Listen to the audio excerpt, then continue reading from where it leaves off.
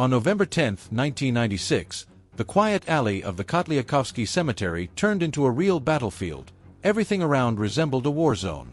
The powerful blast wave threw the wounded and dead dozens of meters away, and the ground was literally soaked with blood. This was an unprecedented event, a brazen, daring, and carefully planned terrorist attack, carried out in its purest form, without any attempt to disguise it as an accident. The tragedy occurred on Police Day, which only added to the shock. 14 people died on the spot, and about 30 more were seriously injured. The epicenter of the explosion was the grave of Mikhail Likhity, chairman of the Russian Fund for War Disabled in Afghanistan. Everything was planned in advance. It is believed that the explosive device was planted several hours before the memorial ceremony began. When people gathered, veterans, families of the deceased, relatives, and friends, among them was the person who planted the explosive device. He behaved like everyone else, approached acquaintances, exchanged words, and, most eerily, managed to say goodbye before stepping aside. The explosion went off at the moment when the largest number of people were at the grave. The shock wave swept across the cemetery, crushing everything in its path. Even the most experienced security forces who arrived at the scene of the tragedy were overcome with professional cynicism. The scene was horrific. Bodies lay everywhere, along with blood-stained debris and metal fences torn from their foundations. Within a radius of hundreds of meters, investigators and rescuers collected even fragments of bodies that had ended up in tree branches after the explosion. It was especially frightening to realize that among the dead and wounded were not only Afghanistan veterans, but also their families, women, elderly people, children. Many of them had come simply to honor the memory of Mikhail Likhity, not realizing that they themselves would become victims of a cruel plot. Among the dead was Sergei Trochirov, who was the chairman of the foundation at the time. His wife was also killed, and she was later identified from video footage taken seconds before the explosion. In these images, she is still alive, standing next to her husband, but a moment later, they are both torn to pieces. Trokhirov's fate is both tragic and ironic. When he was sent to serve in Afghanistan, he feared death, but he returned alive. He could not have imagined that death would catch up with him years later, in peacetime, in a cemetery, among friends and comrades. In the early 1990s, when information about Soviet soldiers performing their so-called international duty in Afghanistan was declassified in Moscow, the country saw the horrific statistics in full for the first time. Over the 10 years of the war, about 700,000 Soviet servicemen passed through the Afghan campaign. Approximately 15,000 of them died, returning home in zinc coffins, or went missing, and the fate of many is still unknown. More than 50,000 people suffered serious injuries, amputations, concussions, and lifelong disabilities. When the soldiers returned, they expected their homeland to welcome them with gratitude and respect, but the reality was cruel. No one wanted the Afghans. In the late 1980s, Mikhail Gorbachev announced perestroika, spoke of a second wind and new thinking, but behind the grand speeches lay an empty reality. Store shelves were empty, money was devalued, and familiar landmarks were crumbling. Society was preoccupied with its own survival, and few people were interested in the problems of veterans. Many Afghans lacked the basic conditions for a normal life: no housing, no work, no free medicine. Instead of moral support and respect, they were met with indifference and sometimes contempt. When the Soviet Union collapsed, the situation became even worse. In the public sphere, there were increasingly loud voices saying that sending troops to Afghanistan was a mistake, that this war was unnecessary. This devalued the sacrifices and exploits of those who fought, creating a feeling that they had been let down and betrayed. In Soviet times, soldiers were loved, applauded at parades, and women were proud that their husbands served in the army. But in the turbulent 1990s, gangsters, new Russians, and bankers became the heroes of the new era. The Afghans, who did not fit into this celebration of life, found themselves on the sidelines. Many were unable to adapt and began to drown their sorrows in alcohol or sought solace in closed communities of former comrades. Their psychological state was catastrophic. Feelings of uselessness, loss of meaning, resentment, and constant memories of the war pushed them into depression. In the mid-1990s, the chief military psychiatrist of the Russian Ministry of Defense, openly stated that about 15 to 20% of those who had participated in combat operations in Afghanistan needed serious psychological correction and treatment for post-traumatic stress disorder. In the 1990s, the Shiro Korechenskoye Cemetery in Ekaterinburg became not only a resting place for the city's true heroes, veterans, war participants, and respected residents, but also the final resting place for members of numerous organized criminal groups operating at the time.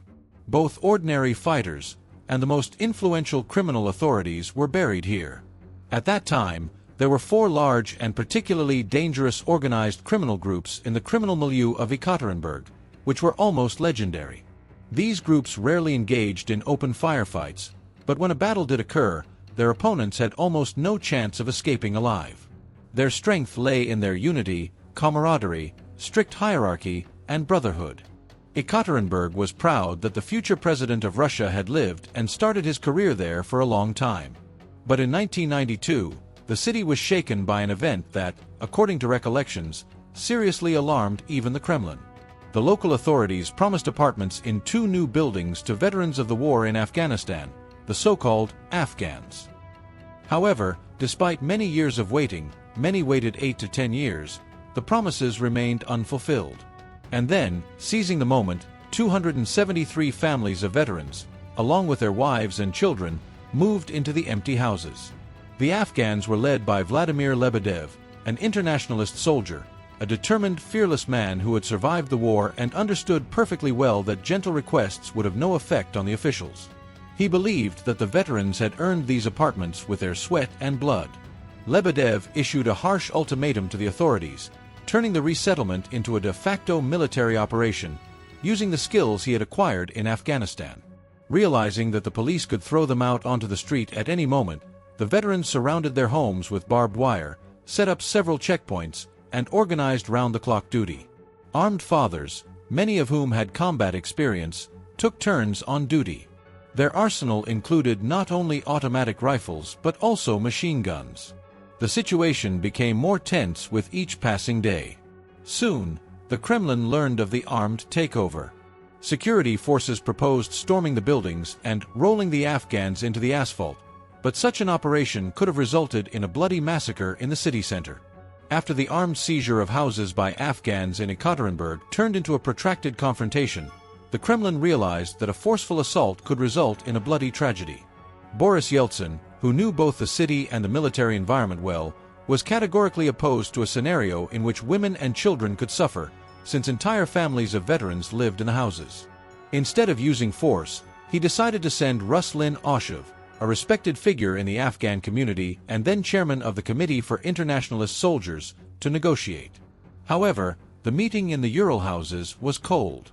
The Afghans, surrounded by barbed wire and armed to the teeth, were not eager to compromise. Their ultimatum was simple and harsh: "We are not going anywhere. We will stand to the death, with weapons in our hands, for the square meters of living space that are rightfully ours." Oshev tried to talk about legal ways to resolve the situation, but it quickly became clear that external pressure was useless. The sense of injustice and the brotherhood forged in Afghanistan were too strong. This confrontation lasted almost a year. During this time, the Afghans demonstrated that they were not passive victims, and were not going to put up with being treated as such. They had an internal reason for such toughness: the Afghan war itself. There, among the mountains and dusty roads, they had become accustomed to resolving conflicts by force, accustomed to sticking together, and peaceful life could not erase this psychological mindset. But the long siege caused cracks in their ranks. Some began to fear the real consequences: prison, loss of family, complete ruin of their lives. The psychological tension was tremendous. In one of the apartments, veteran Vladimir Afanasiev committed suicide, which was a severe blow to the morale of the community. Many of these people, who appeared harsh and formidable, were not so confident inside.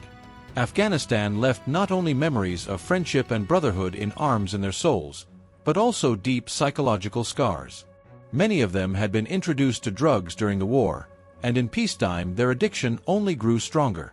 Some of the suicides occurred while the victims were high. There, in the war, everything was real: life, death, friendship, the enemy. Here, everything was artificial, incomprehensible, unfair.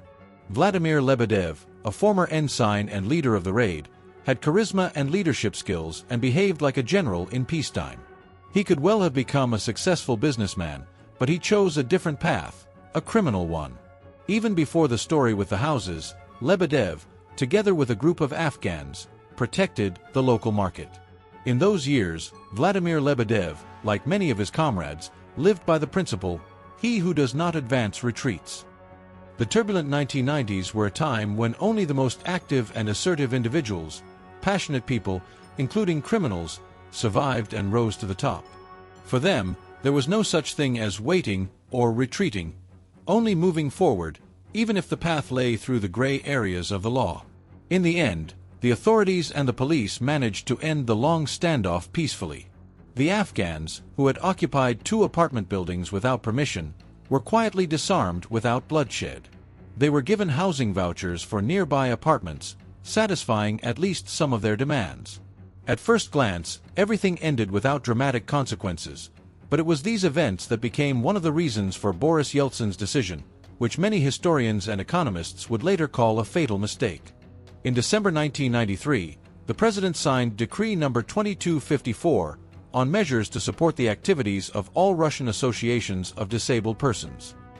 The document provided the All-Russian Society of Disabled Persons, the Society of the Blind and Deaf, and the Union of Disabled Persons of the War in Afghanistan with unprecedented tax and customs privileges. Yeltsin's logic was simple.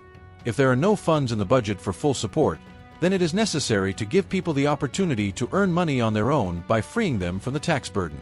He sincerely believed that this would benefit veterans and people with disabilities, allowing them to start their own businesses, earn income, and provide themselves with a decent life.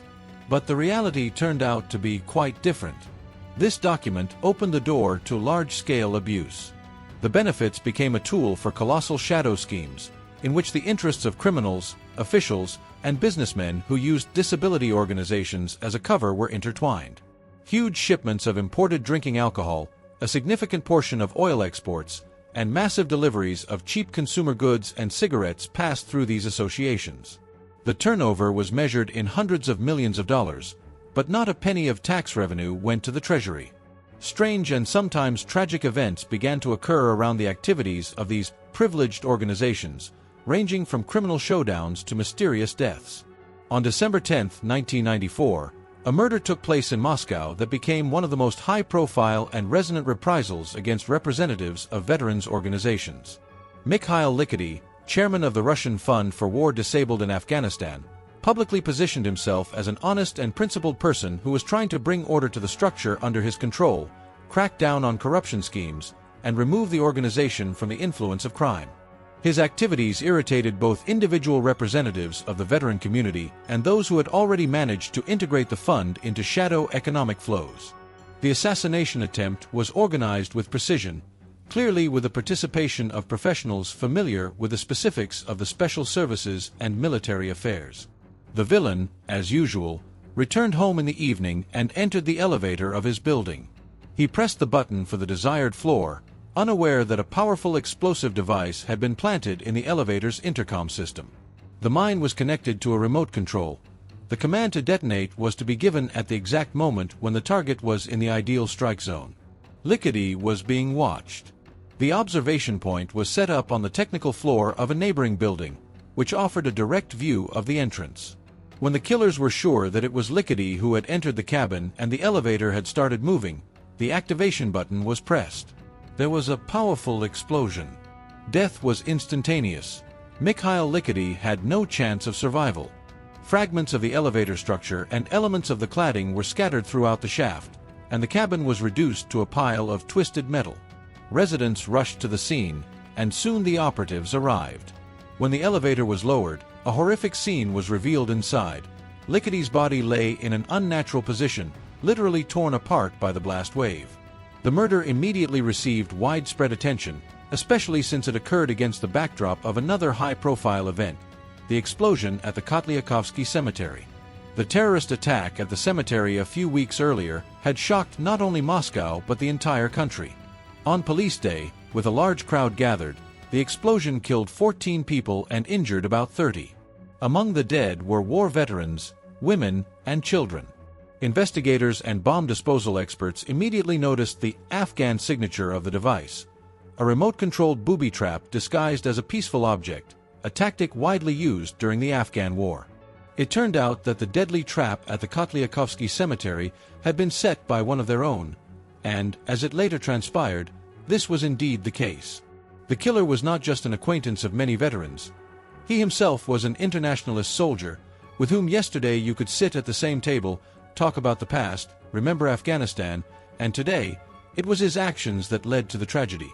A monstrous explosion rocked the memorial service for Mikhail Likhity, chairman of the Russian Fund for War-Disabled Veterans in Afghanistan. It was decided to hold the service directly at his grave, a unique tribute and symbol of how the deceased is honored as a comrade in arms. Many people gathered at the Kotlyarkovskoye Cemetery that day: veterans, friends, colleagues, and those who respected Likhity.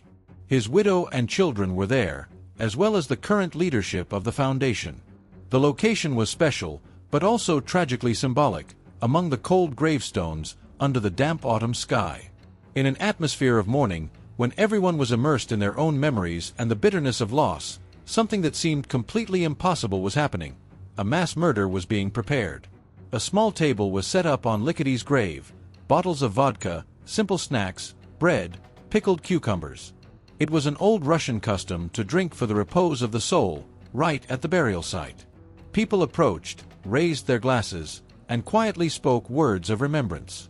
It all looked like a normal civil funeral service. No one could have imagined, even in their worst nightmare, that the criminals would dare to take such a bold and sacrilegious step at such a moment. Among those present was a film crew from the Tabata program on one of the Russian channels.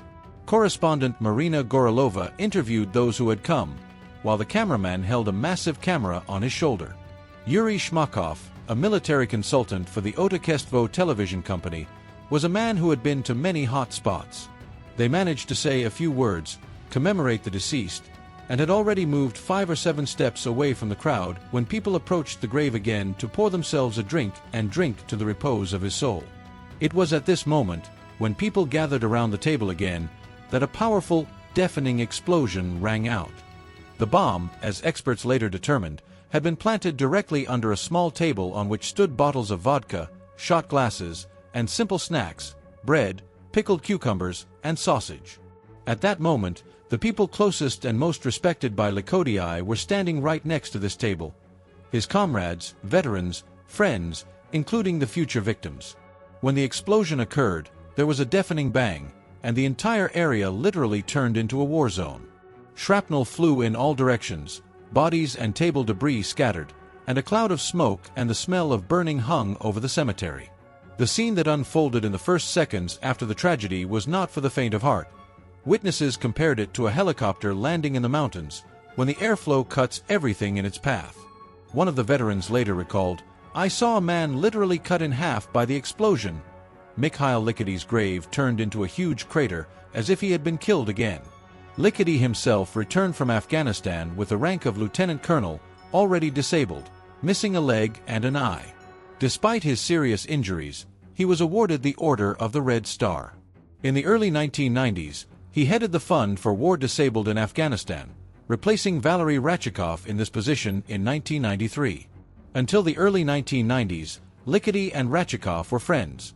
They often got together, drank, and reminisced about their combat past. Their fates were similar in many ways.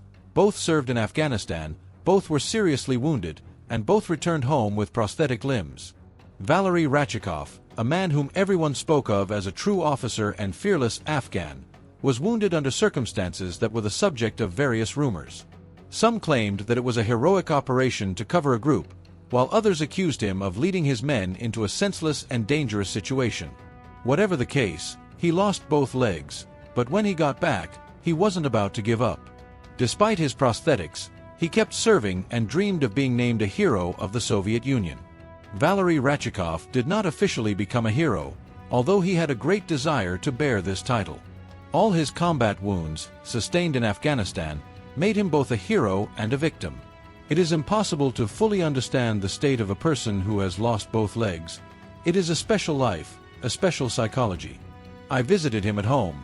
He moved around on his hands, literally crawling around the apartment, and at those moments he looked both courageous and hardened and broken at the same time. But among veterans, there were conflicting opinions about him.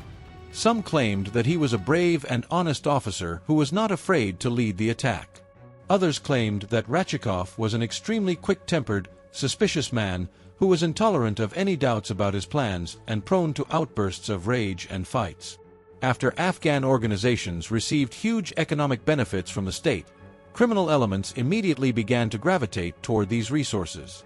Veterans associations became a convenient cover for shady businesses. This process involved both those who had once fought side by side with honor and those who had long since crossed over to the dark side. Small-time crooks joined the gangsters, and with them came corrupt officials. A system began to take shape in the country where security forces and criminal structures were so tightly intertwined that it became almost impossible to tell where the state ended and the criminal world began. This interview, recorded immediately after the terrorist attack at the Kotlyarkovsky Cemetery, was filled with bitterness and accusations. Everyone who saw the aftermath of the explosion, who collected body parts, who buried the dead and comforted the survivors, said the same thing. The leaders of the Afghan movements were to blame, because instead of cutting the bandits off from their organizations, they chose to cooperate with them. In the mid-1990s, the Russian president openly stated that the country had become a superpower of crime. He acknowledged that 2/3 of all commercial structures were in one way or another connected to organized crime groups. The Ministry of Internal Affairs announced some terrifying figures. 40% of private businesses, 60% of state-owned companies, and 85% of banks had direct or indirect links to organized crime. It was a period of total lawlessness, in which responsibility lay with everyone. The authorities, who allowed crime to flourish, law enforcement agencies, who turned a blind eye to what was happening, legislators, who created loopholes, and, to some extent, the people who, as they said at the time, had no idea what was going on and participated in this game without rules. In those years, when Russia was plunged into an era of wild capitalism and street violence, only a few entrepreneurs dared to openly oppose organized crime. For most, such attempts ended tragically. Armed showdowns, assassination attempts, and shootings in broad daylight became a frightening norm.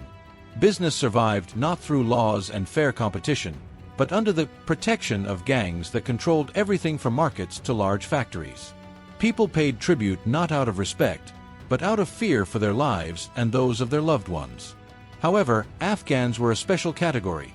They were not plump bankers or cowardly speculators from commodity markets, but men hardened by war. They had gone through the school of battle in Afghanistan, knew how to act in extreme situations, were skilled with weapons, and were not afraid to look the enemy in the eye. They knew what real live-fire combat was like, and therefore rarely backed down in the face of danger. But war did not turn people into angels. Afghanistan was not a mystical purgatory from which only noble and morally impeccable warriors emerged. Everyone had their own weaknesses, habits, and vices, which they brought back from that war to peaceful life. Valery Ratchikov, one of the most prominent representatives of this circle, had a whole set of such weaknesses. His main vices were vanity and greed. He dreamed of being a big boss, respected and feared, but at the same time he loved comfort and money. After becoming chairman of the Afghan War Veterans Fund, he quickly turned it into a source of stable income. Under his leadership, the fund began to benefit not so much the veterans as the boss himself. Soon he had an expensive Mercedes, a spacious dacha, and other attributes of a wealthy lifestyle that made him stand out sharply from most former soldiers, who were barely making ends meet. It was this success, quick, easy, and without much effort, that attracted the attention of dubious individuals. Representatives of various organized crime groups and shadow businessmen began to gather around Ratchikov, ready to use the fund as a convenient showcase for cashing out money, conducting dubious transactions, and importing goods without paying taxes.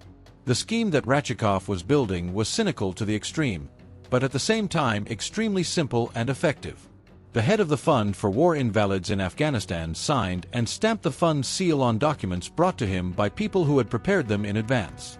The papers stated that a large consignment of goods, ranging from household appliances to alcoholic beverages and cigarettes, had been purchased by the fund itself for the needs of veterans and, due to privileges, was exempt from customs duties and taxes. Formally, everything looked legal, but in reality it was the legalized resale of privileges to private commercial structures. As soon as the cargo crossed the border and went on sale without paying duties, after a while a grateful person would come to Ratchikov, usually with an inconspicuous suitcase containing an impressive amount of cash. Millions of dollars passed through his hands, and the benefits intended to support disabled people turned into a highly profitable business.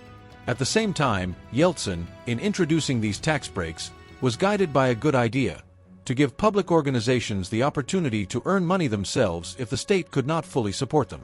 But in practice, ordinary Afghans who did not fall within the narrow circle of those close to the Ratchikov Fund remained in poverty, without housing, medicine, or support. It is estimated that goods and services worth a staggering $800 million to $4 to $5 billion passed through this scheme. To put this into perspective, at that time, this money could have been distributed in such a way that every disabled veteran of the war in Afghanistan would have been provided for the rest of their lives, with enough left over to support their families. But only 3 to 5% of the total profits reached those who really needed it. The rest disappeared into the pockets of criminal partners, intermediaries, and officials who provided cover. On November 14, 1996, before dawn, police patrols, FSB sappers, and dog handlers with dogs trained to search for explosives appeared at the Church of St. Pimen in northwestern Moscow. The security measures were unprecedented. At 10 a.m., a memorial service was to begin here for those who died in the terrorist attack at the Kotlyarkovsky Cemetery. The deadly explosion at Mikhail Likity's wake just a few days earlier had shaken the entire country, and now the authorities feared a repeat of the tragedy. Defense Minister Igor Rodionov made a tough decision: to prohibit Afghans from saying goodbye to their comrades in the hall of the Russian Army House.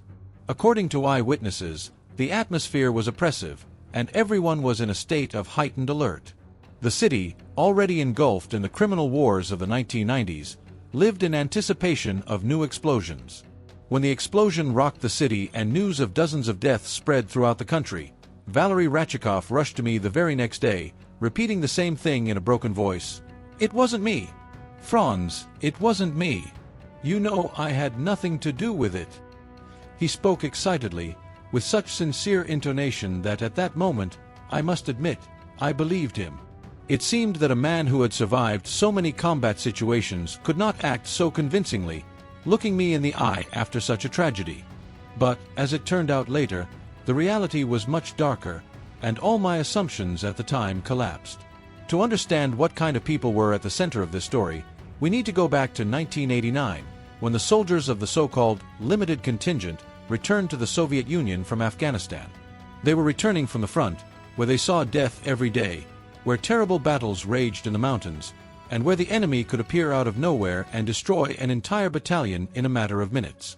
Many of them had repeatedly encountered the most horrific manifestations of war: decapitated comrades, mutilated bodies, flayed skin, gutted entrails, and the smell of burning and decay that was etched into their memories forever. A new term appeared in military and medical circles at that time: Afghan syndrome. It was a condition in which a person seemed to have returned home but psychologically remained there, in the mountains, in a constant state of combat readiness. At night, they had nightmares, ambushes, explosions, the cries of the wounded. During the day, they could not adapt to peaceful life, often losing their temper, becoming irritable, and falling into aggression. The country was left with hundreds of thousands of men who knew only how to fight and who were now useless to anyone. Many returned crippled, without arms or legs, with lost sight or hearing. In a country that was falling apart, it was almost impossible for them to find work. As a result, a whole class of hungry, embittered men emerged in Russia, with no stable income and no confidence in the future. The state tried to take care of them, at least formally, and funds for Afghan war veterans were set up in every city. These organizations were supposed to allocate money for medicine, prosthetics, treatment, and housing for the Afghans. After Boris Yeltsin gave Afghan organizations the unique right to conduct commercial activities without paying taxes and customs duties, it seemed that this would be a powerful help for veterans. However, in reality, the Afghan funds very quickly became extremely wealthy organizations, but the excess profits were distributed among a small circle of people.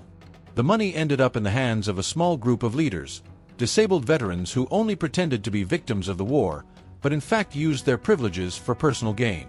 These people had connections in government offices, and not among the most respectable representatives of the authorities.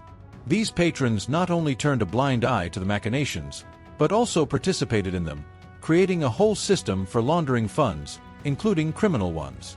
In Moscow, the main man in the Afghan fund was Valery Ratchikov, an ambitious and tough leader who knew how to set up schemes that brought in millions. However, in 1993, another well-known Afghan, Mikhail Likhity, openly turned against him. Likhity managed to gain access to only a small portion of the fund's documentation, but even that was enough to understand the scale of the operation. Ratchikov was concluding multi-million-dollar deals, and the profits were going into the pockets of his partners, businessmen, gangsters, and himself. Ordinary Afghans received only a pittance. Seeing this, Likhity's group of supporters took action, and the conflict quickly escalated into a full-scale war for control of the fund.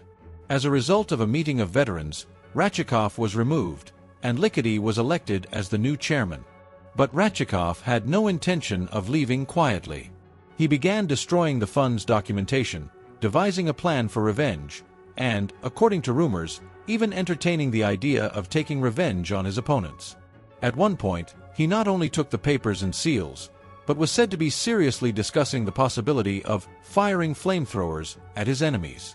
It got to the point where, for a time, there were two foundations in Moscow with exactly the same name but different leaders. Both Valery Ratchikov and Mikhail Likhity signed documents, which led to chaos and confusion in the affairs of the foundation. Neither wanted to give in, each considered himself the only legitimate leader, and each tried to oust the other. People who tried to reconcile them said it was like a battle between two kings for one throne. After becoming head of the foundation, Likhity began purging the leadership. He removed Ratchikov's associates and announced that he intended to gradually sever ties with the numerous firms that were funneling huge sums of money through the fund.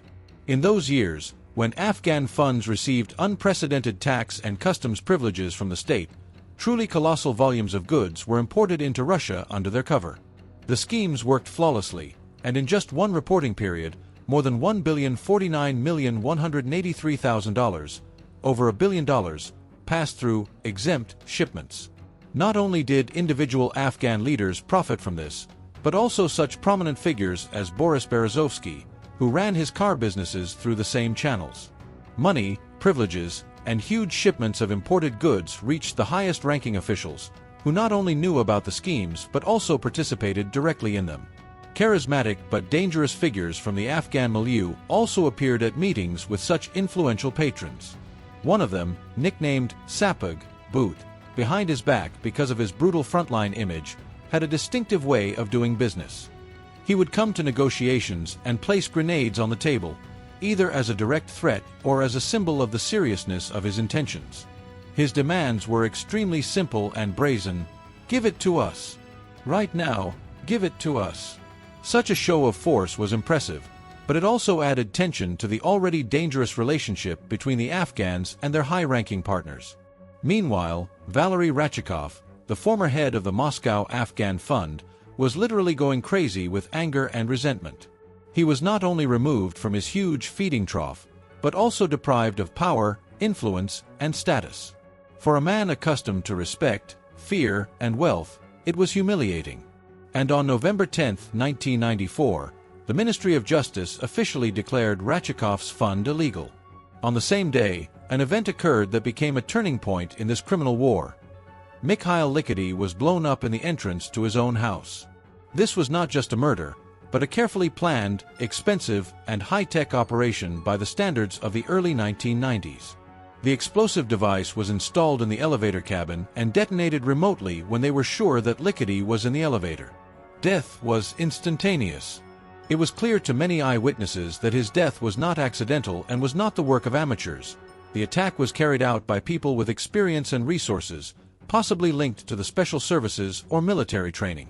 Ratchev was sure that after getting rid of Likhity, he'd automatically get back his spot as the only head of the Afghan fund, regain control over the money, and start making millions again. But he was wrong. The veterans, frightened and enraged, elected Sergei Trofimenkov, sometimes referred to as Troferov in documents, a close friend and deputy of Likhity, as the new leader. The Afghans believed that he would continue the course of his slain comrade and defend their interests, rather than those of criminals and officials. After Mikhail Likhity's death, many veterans of the fund hoped that Sergei Trofimenkov, as his friend and deputy, would continue his policies and side with ordinary Afghan veterans. But these hopes were quickly dashed. In the first few months of his leadership, he demonstrated remarkable acumen and ingenuity, but he used it not to restore justice, but for personal gain. The money that the fund received through benefits and schemes was not used to support people with disabilities, but to purchase expensive real estate. On Leninsky Prospect, he purchased several apartments registered to front men and established channels for siphoning off funds into the shadows. On November 10, 1996, at Likhity's funeral, Troferov spoke heartfelt words about continuing the work of his deceased comrade, about peace and the need to end hostilities. These words, spoken in the cemetery, among the graves, to the sound of bells ringing and wreaths rustling, sounded almost like an oath. But it turned out to be the last thing he ever said. Moments later, there was an explosion, brutal, coldly planned, as if a signal addressed to all participants in this criminal war: stop. Enough. However, the question that tormented all the eyewitnesses was different. Why kill not only the targets, but also women, children, journalists, ordinary people who had come to commemorate the deceased? The answer lay in the psychology of the Afghans. Having gone through the war, many of them lost their usual perception of the value of human life. For them, the rules of the front line applied: war is war. The conflict with their former comrades turned into a full-scale combat operation, where any methods were permissible. It later emerged that the direct perpetrator of the terrorist attack, a Chechen nicknamed Andrei Anakin, even talked to his victims before pressing the button. He asked one of those present, "Will Franz be there?" referring to a specific person, and only then did he go to his position. The cold-bloodedness of this gesture shocked even seasoned operatives. A few months before the tragedy, in February 1996, Afghan war veterans gathered at the Kremlin Palace for a ceremony marking the anniversary of the withdrawal of troops from Afghanistan. Brass bands played, generals sat in the hall, among them Lev Rokhlin, who was still alive at the time. In those years, when the Minister of Defense solemnly presented orders and medals to Afghan veterans who had distinguished themselves in a new war in the North Caucasus, no one said a word about the other, dark side of the Afghan Brotherhood. The ceremonial speeches, certificates of honor, and fanfare made no mention of those who disgraced the honor of the uniform by becoming part of the criminal world in the 1990s. Many of the former soldiers who had served in Afghanistan returned home not only as hardened fighters, but as people accustomed to danger, violence, and resolving issues by force. They feared neither the police nor their competitors, knew how to act in stressful situations, and possessed skills that, in the chaos of the 1990s, easily turned into tools of crime. Initially, they were often recruited into gangs as foot soldiers, ordinary fighters who carried out violent assignments. But quite quickly, the most ambitious and ruthless among them rose to the top, creating their own groups. One such gang settled in the car market in Moscow's South Port. Here, the Afghans developed a scheme that combined military bearing, the ability to inspire confidence, and shameless fraud. Their favorite scenario was almost flawless.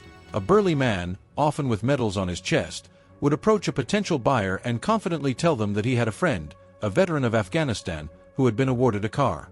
The car, he said, needed to be sold urgently at a good price. For gullible buyers, especially those who respected military uniforms and awards, such a story sounded convincing. Banknotes changed hands, and the happy customer waited for his car, tomorrow.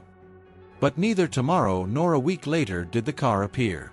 The scammers disappeared without a trace, leaving the victim with an empty wallet and the bitter realization that medals on the chest and loud words about a combat past do not always mean honesty. Soon, another group appeared in the South Port, Afghan war veterans with disabilities, who at first glance looked almost like martyrs of war. They were led by a certain Lev Tkachenko. For many, he was a hero, a real fighter who had managed to survive the hell of Afghanistan. But the reality was different.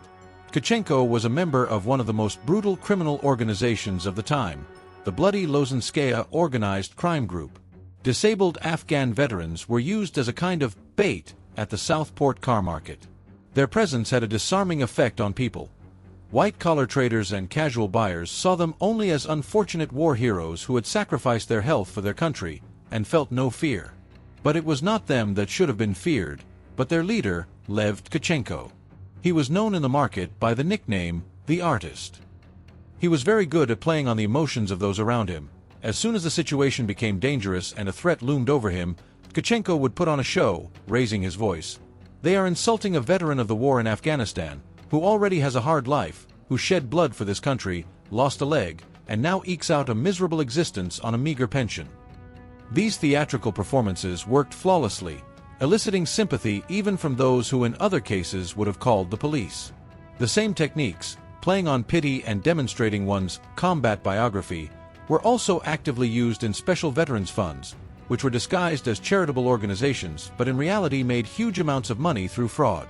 Under the pretext of protecting the interests of disabled people, huge sums of money, including money of criminal origin, were pumped through them. According to estimates by operatives, more than $2 billion passed through Afghan structures. This money ended up in the pockets of a small circle of leaders, protected by their connections with officials and organized crime figures. Tkachenko was a thorn in the side of many and, according to the security forces themselves, knew too much. This was the main reason why he survived 2 assassination attempts and miraculously remained alive. His life turned into a constant nightmare. He understood that death could be waiting for him around any corner, but he could not stop. Strong-willed and with an iron character, he was a man who was difficult to intimidate.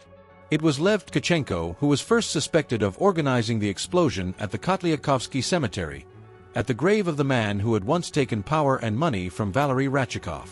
During the investigation, a female witness was found who had seen 2 unknown men at Mikhail Likity's grave on the night before the tragedy. It later turned out that they were Afghans Andrei Anikin and Mikhail Smyrov. During the first interrogations and confrontations, they broke down and told how it all happened. How, under cover of darkness, they placed 5 kilograms of TNT directly in Likity's grave, carefully disguising the charge with wreaths and mourning ribbons so that no one would suspect anything. The tragedy at the Kotlyarkovsky Cemetery unfolded according to a pre-planned scenario, and Andrei Anikin was the key perpetrator of the explosion. He arrived at the site at the appointed time, quietly took up a position to observe, and waited for the right moment. As soon as the Kirov TV cameraman, who was literally above the site where the explosives were planted, approached, Anikin, controlling the situation, detonated the device. The customer and main organizer of the terrorist attack was Valery Rachikov. He paid $50,000 for the mass murder, developed the plan of operation himself, and even incorporated elements he had observed during the war in Afghanistan. There, according to him, he participated in the preparation of sabotage and the mining of cemeteries or places of mass gathering of the enemy.